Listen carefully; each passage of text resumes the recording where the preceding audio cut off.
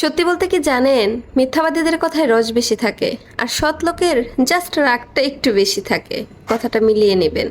পুরুষ যত যত্নবান, নারী তত ভাগ্যবান। আর এরকম যত্নবান স্বামী যেই মেয়ের কপালে আছে, তার না জান্নাত পাওয়ার জন্য মৃত্যু পর্যন্ত অপেক্ষা করা লাগে না, কারণ দুনিয়াটাই তার জন্য জান্নাত হয়ে যায়। বিয়ের আগে একটা ছেলের ভালোবাসা থাকে রসগোল্লার মতো, না চাইতেই টপ টপ করে পড়তেই থাকে, আর বিয়ের পরে ভালোবাসা হয়ে যায় পাকা তালের মতো, কসলে কসলে আশ্রয় পিছলে এরপর ভালোবাসা বাইর করা লাগে। বিবাহ হচ্ছে জীবনের সব থেকে বড় লটারি। জীবন সঙ্গী ভালো হলে জীবনটা স্বর্গ, কিন্তু জীবন সঙ্গী যদি খারাপ হয় তাহলে জীবনটা নরক হয়ে যায়। ব্লেড খুব ধারালো একটা জিনিস, কিন্তু সেটা দিয়ে একটা গাছ কাটা যায় না। অপরদিকে কুড়াল অনেক শক্তিশালী জিনিস, কিন্তু সেটা দিয়ে চুল কাটা যায় না। অতএব কাউকে ছোট করে কথা বলবেন না। প্রত্যেকটা জিনিসই তার নিজস্ব কর্মক্ষেত্রে অনেক বেশি গুরুত্বপূর্ণ।